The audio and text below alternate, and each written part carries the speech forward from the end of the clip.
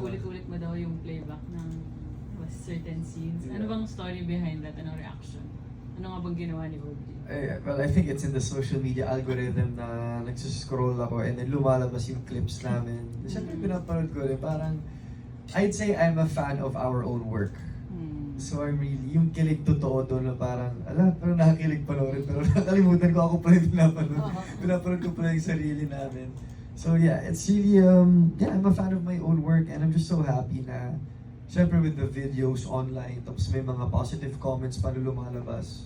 So doon ako mas kinikilig pa. We're portraying, parang it's like a love fantasy. Syempre it's a book eh. And people would expect na baka magkatuluyan, ganun. But we're just taking one step at a time and just parang ginigauge na namin if worth it ba, if magiging kami, or if worth it ba na magsisettle lang kami sa working relationship na meron sa amin para hindi masira yung friendship, ganito, ganyan. So yun lang po. Thank you. Thank you. Thank you so much, Ms. Kate. Now